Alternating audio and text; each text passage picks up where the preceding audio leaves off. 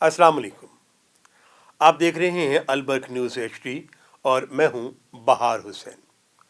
हाज़रीन कराम, आज का दिन 6 सितंबर है। 6 सितंबर तारीख़ पाकिस्तान में एक बहुत बड़ी अहमियत का दिन है। 6 सितंबर इनफैक्ट जुड़ा हुआ है 1965 के साथ। सबसे पहले मैं ज़रा जिक्र करना चाहूँगा अपने फ़ौजी जवानों का और इनसे पहले इनकी अजीम माँओं का। ये बात ज़हन में रखिएगा कि पाकिस्तान की माँ अपने बच्चों को वतन अज़ीज़ के लिए अपनी गोद में तरबियत देती हैं।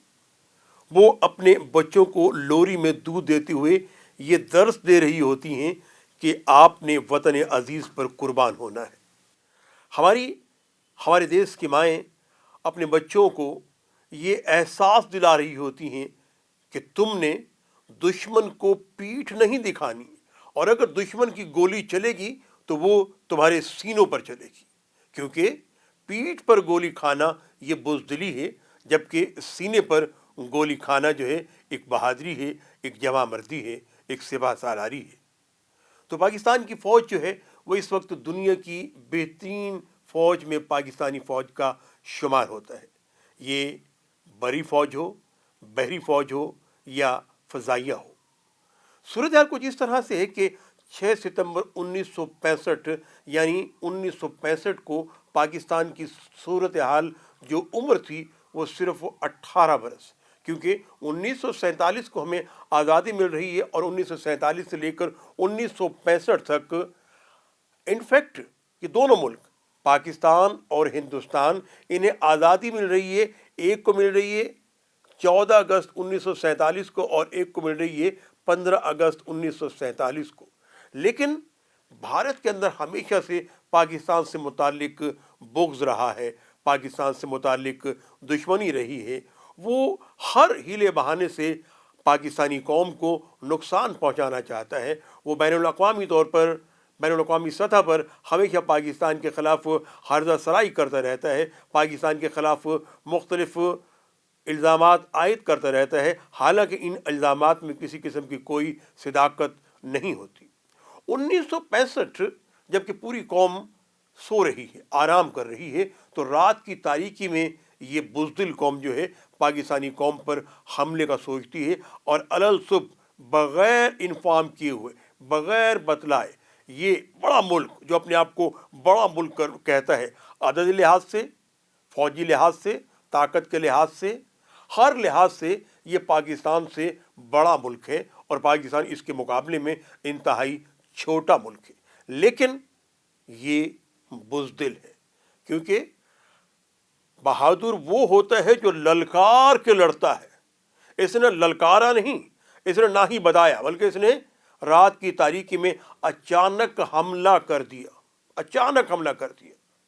लेकिन पाकिस्तान की आवाम जो ला इलाहा इल्लल्लाह मुहम्मद रसूलुल्लाह सल्लल्लाहु अलैहि वसल्लम का विर्द जानती है, और उस वक्त के सदर मुमलिकत फील्ड मार्शल मोहम्मद अयूब ख़ान ने कौम से खिताब करते हुए ये कह दिया कि उठो पाकिस्तानियों, ला इलाहा इल्लल्लाह मुहम्मद रसूलुल्लाह का विर्द करते हुए आगे बढ़ते जाओ। फील्ड मार्शल मोहम्मद अयूब ख़ान की ये तकरीर, यकीन कीजिए कि वो लोगों के दिल में इतनी मोहब्बत पैदा की, इतना जज्बा पैदा कर दिया कि पूरी कौम एक आवाज़ हो गई और हर तरफ से यही सदा थी कि साथियों उठो मुजाहिदो, जाग उठा है सारा वतन, जाग उठा है सारा वतन। पूरी पाकिस्तानी कौम नारे तकबीर अल्लाह अकबर, नारे रिसालत या रसूल अल्लाह और नारा हैदरी या अली के नारों से गूंज रही थी। पाकिस्तान का तालिब इल्म, ताजिर, लायर, डॉक्टर, इंजीनियर, शायर, यहाँ तक के गुलकारों ने अपने जज्बों का इजहार करते हुए ऐसे ऐसे नगमात, जंगी नगमात के वतन के सिपाही जोश व जज्बे में आते और ऐसा लड़ते जिसकी इंतहा नहीं। चौंडा एक ऐसा महाज था जो कि इंडिया को बहुत ज़्यादा पसंद है और हमेशा से वो चौंडा को अपना फेवरेट महाज कहते हैं। इस महाज पर उसने जंग का इरादा किया तो पाकिस्तान के पास ज़्यादा जंगी साजो सामान नहीं था। پاکستانی اس وقت اور میرے فوج کے نوجوان جو ہیں، میرے فوجی، میرے یہ غازی، یہ میرے مجاہد، میرے شہید، یہ اپنے جسموں پر کیا کرتے تھے کہ بم باندھ لیتے تھے اور ٹینک کے نیچے لیٹ جاتے تھے۔ چونڈا کا جو یہ مقام ہے، یہ ہندوستانی فوج کا بھی قبرستان بن گیا اور ان کے آئے ہوئے ٹینکوں کا بھی قبرستان بن گیا۔ اس مقام پر میجر عزیز بھٹی نے وہ عظیم قربانی پیش کی جس پہ آج بھی ہم فخر محسوس کرتے ہیں کہ میجر عزیز بھٹی نے ایسی لازوال قربانی پیش کی کہ ایک ہی مقام پر ٹھہر کے دشمن کا مقابلہ کرتا رہا اور آخر کار جام شہادت نوش کر کے وطن پہ قربان ہو گیا۔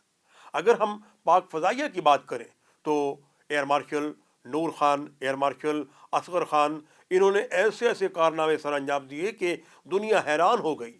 اور جب غیر ملکی صحافی اس مقام پر پہنچے، چونڈا کے مقام پر، اور انہوں نے دیکھا لاشیں، یعنی بھارتی فوج کی لاشیں اور ان کے ٹینک دیکھے، تو حیران ہو گئے کہ یہ دنیا کی کون سی بہادر قوم ہے کہ جنہوں نے بغیر انٹیمیشن کے، بغیر کوئی الارمنگ کے، بغیر کوئی للکار کے کوئی قوم رات کی تاریکی میں حملہ کرتی ہے، اور یہ لوگ اتنے الرٹ ہیں کہ یہ مردانہ وار مقابلہ کر رہے ہیں۔ تو وہ حیرت زدہ ہو گئے۔ اب کمانڈر ان چیف انڈیا نے یہ اندیا دے دیا، خوشخبری سنا دی کہ ہم شام کو لاہور کے جم خانہ میں فتح کا جشن منائیں گے، فتح کا جشن منائیں گے۔ لیکن میرے مجاہدوں نے بھارت کے تمام عزائم خاک میں ملا دیے اور انہیں ایسی شکست دی، ایسی شکست دی کہ آج تک وہ اپنی شکست کو بھول نہیں سکے۔ آج کے دن پر ہم جتنا ناز کریں، جتنا فخر کریں، کم ہے۔